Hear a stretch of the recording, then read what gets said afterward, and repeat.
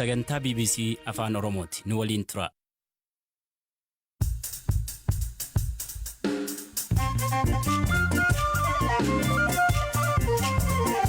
Yooyaa malee yooyaa dhaggeeffattoota raadiyoo BBC Afaan Oromoo nagaaf jaalaltii sana dhaqqabdu bakka nu dhaggeeffachuu jirtan cufaatti sagantaan keen am jalqabu. Bulchaan aanaa dugdaa akkamiin ijjeefama ammaatti maaltu beekama? Galgala naannoo sa'aatii 2 fi daqiiqaa 20tti gara mana isaaniitti yennaa deemaa turanitti hin beekamneen kan tarkaanfii irratti fudhatamee lubbuun isaanii darbuu danda'e. Mootummaan haaraan hundeeffamee jijjiirama akkamii fiduu danda'a?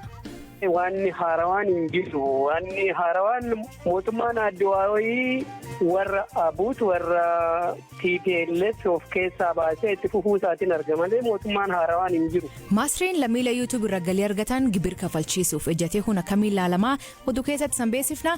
Kanaaf oduu dabalataan waliin tura an asli galgalo.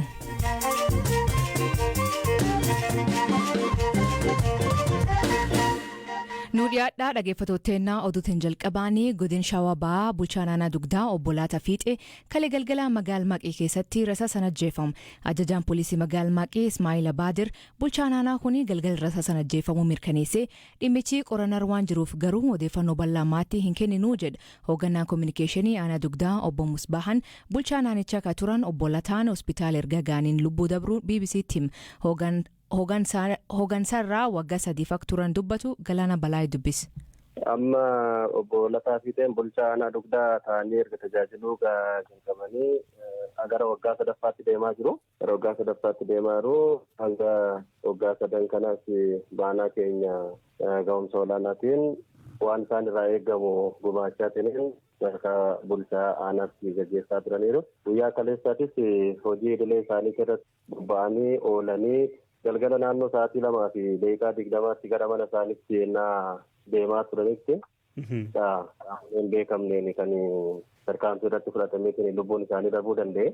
Battalumatti lubbuun darbe moo gara mana yaalaa gahuu danda'anii turan? Lubbuun isaanii mana yaalaa qaqqabuu danda'a. Hospitaala Maqii erga ga'anii daqiiqaa 15 hanga 20 keessatti lubbuun isaanii darbuu danda'e. Guddaan irratti waan qaqqabeef baay'ee turuu hin dandeenye. Rasaasa baay'eedhaan rukutamanii akkamittiin akka ajjeefaman wanti dabalataan beektan jira? Amma ammaa poolisiin dhimmicha walqabateetiin waan qulqulleessuu qabu qulqulleessaa jira. Garuu rasaasaan akka dhahamanitti odeeffannoon amma ammaa jirutti rasaasa naannoo 4 ta'uun dhahamaniitiin kanaaf battalatti lubbuun isaanii darbuu kan danda'eef ammatti kanaan walqabateetiin wanti qaama kanatti kana qaqqabsiisee rakkoo kana waan jedhu sani poolisiin adda baasee nuun qaqqabsiisneef waan kana jechuun rakkisaa ta'a jechuudha. Naannoo keessan hidhattootni waraana bilisummaa Oromoo jiru isaan ta'uu danda'u. Ammatti aanaa keenyatti aanaan keenya nageenyummaa isheetiin aanaa beekamtuudha. Rakkoon ammanaatis kanaan dura nu qaqqabeen beeku. Waraanni bilisummaa Oromoo aanaa san keessatti hin socho'aa? Aanaa keenya hin jiru. Dhuunfaatti yaaddoo nageenyaa qabu turanii san dura wanti ifatti himanii beekan. Obbo Lataan hojii isaaniitiinis amala dhuunfaa isaaniitiinis rakkoo dhuunfaa uummataadhaan qaban osoo hin ta'in uummataan jaalataman hojii isaaniitis karaa qixa sirrii ta'een hojjetanidha. Dhimmicha nutis kana jechuudhaaf amma nu rakkisa waan kanaan isaan ga'u tokkollee aanaa keenya keessatti waan jiru ibsanii. Awwaalchi raawwatameera? Amma awwaalchi aanaa keenyatti miti reeffi isaanii qabameetiin gara iddoo dhaloota isaaniitti deemeera. Har'a ganama barraaqa naannoo sa'aatii 12tti. Eessa jechuudha? Gara naannoo Wallagga Bahaatti na fakkaate iddoon dhaloonni isaanii waggaansi muraasaa fi maatiin isaanii qabatanii ganama reeffa isaanii gaggeeffameerra. Maatii ijaarratanii ijoollee qabu? Maatii ijaarrataniis qabu, haadha warraa qabu, ijoollees qabu.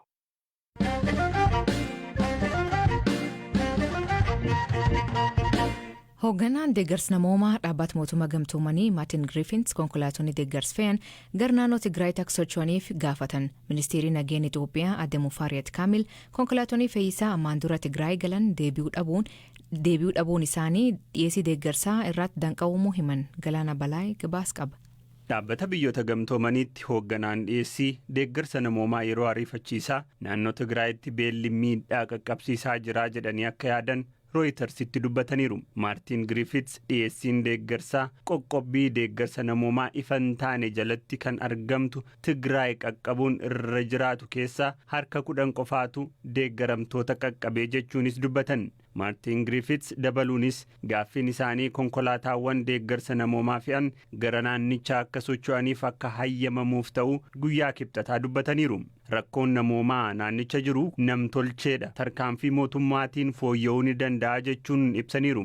Waraanni Tigraay baatiiwwan 10 dura erga humnootni mootummaa fi TPLF jidduutti eegaleen booda kanneen kumaatamaan lakkaa'aman du'anii miiliyoonaan lakkaa'aman ammoo kaaba biyyattii keessatti deeggarsa yeroo hatattamaa barbaaduuf saaxilamaniiru. Namoonni 400,000 ta'an haala beela hamaa fakkaatu keessatti argamu jechuun raagnee turre. Tilmaamni keenya deeggarsi yoo isaan hin qaqqabne beelaaf saaxilamu ka jedhu ture jechuun haala baatii waxabajjii keessa ture hoogganaan kun ibsaniiru. Gama kaaniin ministirri nageenyaa Itoophiyaa aadde Mufariyaat Kamil har'a hooggantoota dhaabbilee gargaarsaa idil addunyaa waliin yoo mari'atan deeggarsa namoomaa naannoo Tigraayiif dhiyeessuuf danqaa akka ta'e konkolaattotni fe'isaa garasitti ergamanii turan deebi'uu dhabuu isaaniiti jedhan. Mootummaan Itoophiyaa deeggarsi namoomaa naannicha akka hin qaqqabneef dhorkaa kamuu akka hin keenye ibsaa tureera. Siriyyuu meeshaaleen deeggarsaa gara naannichaa akka saffisaan galaniif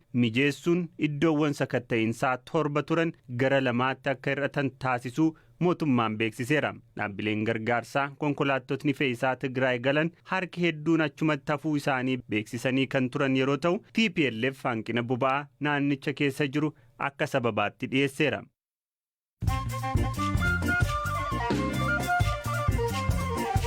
Dhaggeeffattootni amma oduu gabaabaa addunyaa isanii dhiyeessaa jalqabaanii bulchiinsa magaalaa Dirree Dhawaatti mootummaan haaraan paartii badhaadhinaa hundeeffame.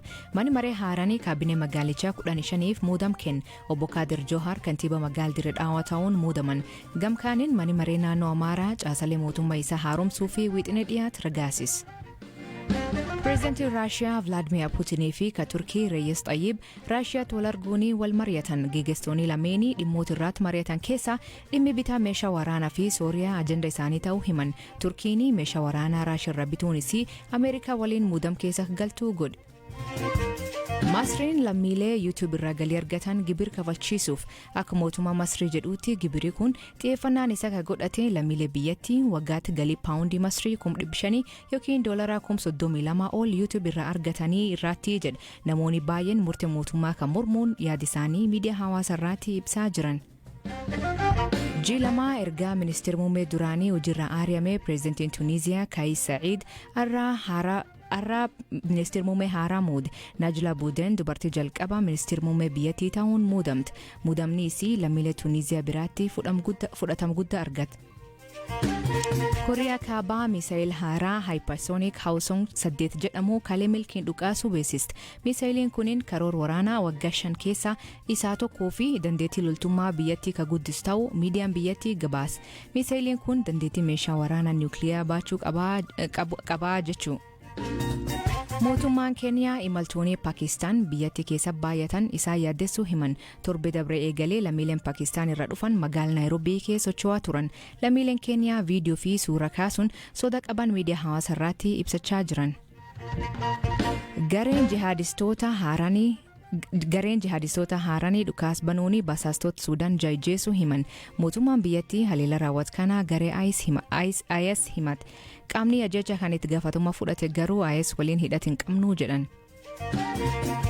Daandiin xiyyaara Afrikaa kibbaa fi Keeniyaa waliin hojjechuu fi waldeeggaruu irratti waliigaltee mallatteessan. Daandiin xiyyaara biyyoota lamaanii waggoota fi rakkoo bulchiinsaa fi galii dabalatee tajaajila isii laaf. Daandiin xiyyaara Afrikaa kibbaa kasaaraa argachuu fi waggoota tokkoon booda torbe dabree hojii eegale.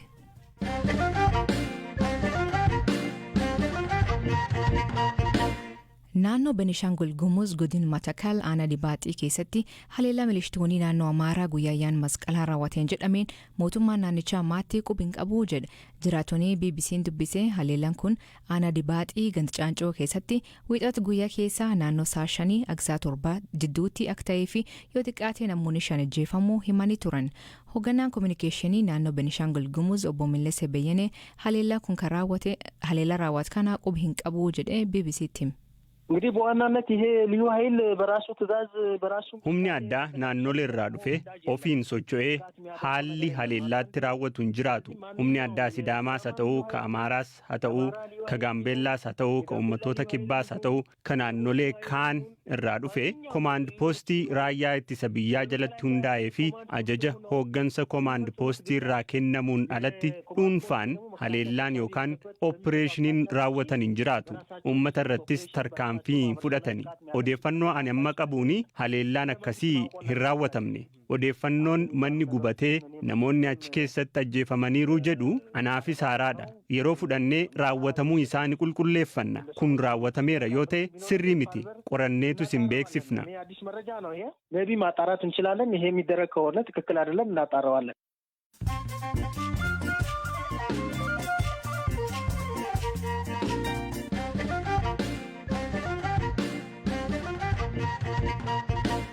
Filannoo biyyaalessaa ja'affaa hordofee paartiin badhaadhinaa sagalee gahaa argachuun mootummaa haaraa ijaaruu eegal naannoo Oromiyaa fi magaalaa Finfinneetti bulchootii duraan jiran ammallee aangoota deebi'uun paartiilee mormitoota irraa namoonni garii muudamanii jiran. Mootummaan haaraan amma yeroo biyyattiin rakkoo nageenyaa fi dinagdee keessa jirtu hundaa jiru akkamitti ilaaltaa jedhee xiinxala siyaasaa Itoophiyaa obbo Dajanee Tasammaa gaafan. Maal fidanii dhufuudha? Waraanum kana cimsinee itti fufna jedhu moo lakki waraana kana dhaabneeti gara biraatti deemnaa filannoo biraa jechuun teenyee warra hidhame hiiknee warra waraanarra jiruun koottaati gara jaalaatti haasawaadhaan koottaa jennee affeerree gadi teenya jedhaniiti waa tokkoon gadi ba'u moo biyya jeeqaa jiran kanatti itti fufumoo kan jedhu adda addan baane. Kaleessa seenaa waraanna deemsoo wanna waraanni Tigraayitti banamu wanna waraanni Oromiyaatti banamu Shimallis Abdiisaatu achi jira karaa Oromiyaatiin. Adaanach Abeebeetu achi jira karaa Finfinneetiin. Abiyyi Ahmaditu gubbaa jira karaa gubbaatiin. Wixata dhufu kana isumatu deebi'ee itti fufa. Maaltu garaagarummaa waan haarawaan jedhamu maaluman karuma namaallee namumallee nama haaraa arguu hin dandeenye.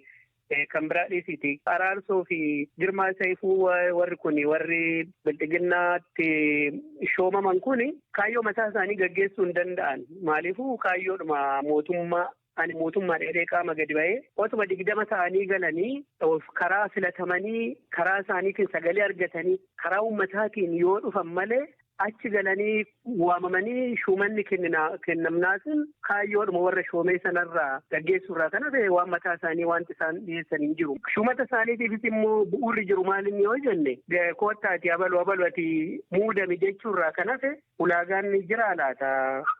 Qajeelfamni wayii jira laata sadarkaadhuun paartiitti iyyuu kan jedhu quban qabu. Garuu akkasuma manaawamanii abalu yoo achi kaa'anii abaluun suni waanuma warra waamee shumatee hojjeta. Akkuma ati jettee kaalin akkuma beekamu Itoophiyaa keessatti naannoo garaagara keessatti rakkoo nageenyatu jira, waraanatti deemu jira, Benishaangul, naannoo Kaabaa, Oromiyaa keessatti bakka hedduu keessatti rakkoo nageenyatu jira. Mootummaan kun kaamalee deebi'ee ijaaram kunin naga buusuu danda'a. Yoo hin dandeenye yookiin uuma jijjiiruu hin dandeenye abdiin uummati maal ta'uu qabu? Keessumaa Oromiyaa keessatti amma naannawa baay'eetti filannoon nuti isaan jedhan kun iyyuu hin gaggeeffamne. Maaliif sadarkaa rakkina nageenyaatiin kan ka'e waraanarra waan jira ta'eef naannawaan kibbi Oromiyaa waraanarra jira waan ta'eef dhiitii Oromiyaa waraanarra jira waan ta'eef kan biraa dhiisii giddugalaallee iddoon filannoon itti adeemsifamne jira. Mootummaan kun kana silaa durumaan hiikuu danda'a ture karaa nagaatiin jara kana gara mariitti waamee hiikuu danda'a ture. Kunoo mootummaa taane kunuuf mootummaa dhaabbanne jedhanii sana booda egaa mariidhaaf gadi teenye yoo jedhani mariidhaaf gadi taa'uudha. Karaa biraatiin immoo dhiibamanii otuu hin jaalattiin mariidhaaf gadi taa'uudha. Deebi'ee waraanni haga fe'e iyyuu yoo adeemsifame dhumni isaa mariidhumaan dhumaa yaada jedhuun qabaani karaa kootiin. Galatuma Obbo Dajanee. Galatuma asli. Dhaggeeffattootteen sagantaan irraa ganumaa nu waliin turuu keessaniif ulfaadha isaniin jedha. Oduu dabalataa weebsaayit keen BBC News Afaan Oromoo irra dubbisaa. Taallenii feesbuuk teennaa BBC Afaan Oromoo irraa oduutiin laalladha. Warri karaa dambal gabaabaatiin nu hordoftan warri karaa FM naannoo marsabeetiin hordoftan galatooma isaniin jenna. Mammaasii galgal kanaa facceen ofii rukuttee ofii iyyiitii jedhan. Facceen ofii rukuttee ofii iyyiitii jedhan. Hiikan isa san biraatti maanii kooment keessatti nu beeksisa. Sagantaa kan qophees Galaana Balaay gam teknikaatiin Oskaar Bunga keessaniif dhiyeessan asli galgalooti. Agboorisaatti akkana nagaa ahee bulaa.